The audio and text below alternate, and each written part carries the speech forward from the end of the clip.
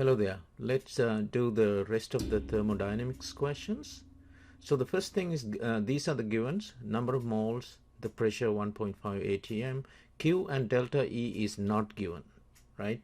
In the question, the T initial, T final is given. See, the work done is looking for. That's why I was curious whether the Q and delta E is given or not. If that is given, it's easy, right? But that's not there. So this equation is not useful. What else we know? W is minus P external delta V. That's also we know, right? Let's see how to use it, right? So the delta EQW will do another one. So this is the picture given to us, okay? So 400 Kelvin goes into 800 Kelvin. So that's an expansion, and it doesn't mention, oh yeah, it is inert gas, and the pressure is 1 atm constant external pressure, and the number of moles are given 6.2, right, moles. So now we're going to have to manipulate this to find out the work done. So let's use constant as n given, T given, P given, and we are looking for V. So what we can use is PV is nRT, the ideal gas equation, and we can manipulate the equation this way: V is equal to nRT over P, right? So we can separately find the V2 and V1 by solving PV nRT, or we can actually simplify this. This is what I do. So in order to get the delta V, which is V final minus V initial, let's say in this case V2 minus V1. So plug in from the top equation for these two, for the V2 nRT2 over P, for V1 nRT1 over P. So then we can take out the nR and P, right? And then here the external pressure also P, that's 1.5 atm. So we're going to plug in that one. Work is P external delta V. Here the delta V we got, so let's put the P external P, and the delta V is nR over P, T2 minus T1. So we have all of these, but you can cancel the P to P. That's the advantage of using this type of equation, right? Now we have N is 6.2 moles, R is 8.3145, and units are important, J over K mole, right? And then the 800 minus 404 T2 minus T1. So simpler math, cancel the mole to mole, cancel the Kelvin to Kelvin. You end up with joule in this case, right? So straightforward.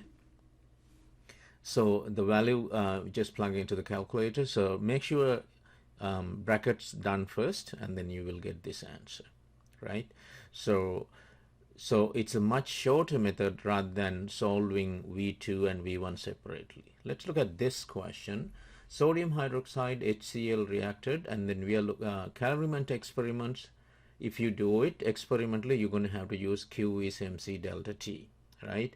So the minus Q and plus Q, that's the Hess's law. Usually we use it for any calorimetric experiments. But if you're using data sheets to calculate, so then you're going to be using data sheets which is given from your prof. That's what you should be using, because they have different values in different data sheets, right? Wikipedia might be different values. Now let's get the formula. So this is basically given most of the time.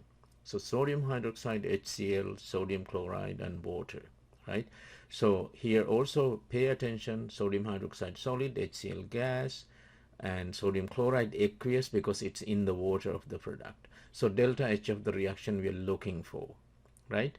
Now the balancing is an important thing. Look at the oxygens. So there is one in the left, there is one in the right. So that means this equation is balanced. Now, so the delta H of the reaction, which is in this case actually it's the delta H neutralization or enthalpy of neutralization. Different words can be done, but it's the same thing. So if it is delta H of the reaction, that would be sum of the H enthalpy of the product minus sum of the enthalpy of the reactant, just the H product minus H reactant total, right? So here is the products. Look at the values and plug in. So here is the reactants. Look at the coefficients, plug in. So that's how you want to kind of lay out your answers, right? These are from the data sheets. So I just remove the decimals, and you're gonna have to use your data sheet for this one. But I would actually add like this: sodium hydroxide formation enthalpy is given for minus 426, HCl gas is minus 92, sodium chloride aqueous is minus 407, and water liquid is minus 286, all kilojoules per mole, okay, in the purple bubbles. Now, you also have to, it's better if you write it this way: see all the products together, all the reactants together, and also the states are there, right? It has to be there. So you plug in the right formation enthalpies for each. Now here, so these are the values: minus 400 and minus so let me see here. Yes, minus 400, 407, yes, minus 407, and water is minus 286. Let's see why it's stuck here. Yes, that's fine. Minus 407, minus 286, and it's 1 each, right? And then the reactants are minus 426 for sodium hydroxide, 92 for the minus 92 for the HCl gas, right? Now finish the brackets inside first, right? Like that. So that way, so you have proper values with the signs, right? Now you can change the signs because it's a subtraction, and then you get minus 175. Last one.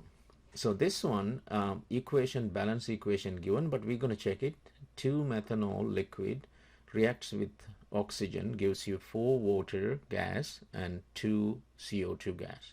Here, look at the oxygens: 2 oxygens here and 6 oxygens here, and this side 4 oxygen, total of 8 in the right, 8 in the left. That's how you check whether this is balanced. Okay, it's a shortcut. Now, so the delta H of the reactions are asked. This one also can be asked as combustion, heat of combustion, right? Either way. So copy the delta, data sheet values. CO2 is minus 393, and I dropped the decimals. Don't drop the decimals anyway. So water is minus 242, and elements don't have a formation enthalpy. Cross that out, and then 2 methanols, right? So the delta H of the reaction is sum of the H of the enthalpy of the product, sum of the enthalpy of the reactants. Now we're going to plug in. Always we would write that one first, right? Here is the product, plug into the product side bracket, and this would be 2 times of CO2 to 393, 4 times of water, minus 242, right? And then the reactants, oxygen is cancelled because there's nothing but 2 methanol. So it should be 2 times of minus 238. So these all are kilojoules per mole, right? So when we add the number of moles properly, then it's only kilojoules, the whole thing. So let's get this one. First bracket is total, if you clearly finish the brackets, minus 1277. So kilojoules. If you need the moles, actually kilojoules per mole, then you divide by the moles of the